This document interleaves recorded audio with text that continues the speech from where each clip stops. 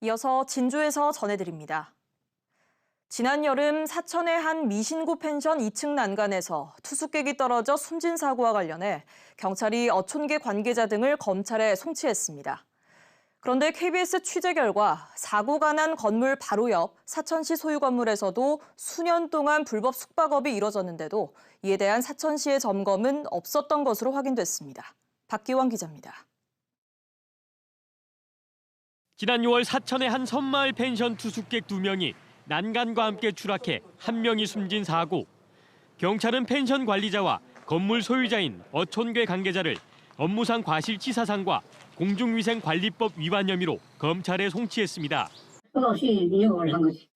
저희는 그냥 모르고 했다. 그런 식으로 이야기를 하네요. KBS 취재 결과 해당 어촌계에서는 사고가 난 펜션뿐만 아니라 20여 미터 떨어진 2층 건물에서도 무허가 펜션 영업을 해온 것으로 드러났습니다. 이 건물에서도 하룻밤 최대 12만 원의 요금을 받고 신고 없이 숙박업 영업을 해온 것입니다. 거기는 안 되어 있습니다. 오천민박 같은 경우에는 개인만 신청이 가능하거든요. 더 큰 문제는 불법 영업이 이루어진 건물이 사천시 소유라는 것입니다. 건축물 대장에는 건물 소유자가 사천시, 용도는 다가구 주택으로 되어 있습니다.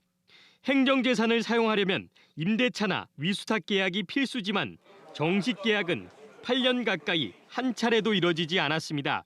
원래는 운영을 하면 안 됩니다. 안 되는데 내부적으로 아마 그랬을지도 모르겠습니다.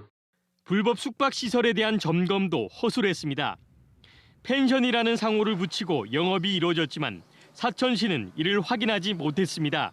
찾는듯이 이제 찾아지도 하고 그런 식으로 진행하려고 하고 있습니다. 사천시는 뒤늦게 해당 건물에 대한 위수탁 계약을 어촌계와 맺고 숙박업 신고 절차 등을 추진하고 있지만 이번 사고에 사천시 책임은 없는지 논란은 이어지고 있습니다. KBS 뉴스 박기원입니다.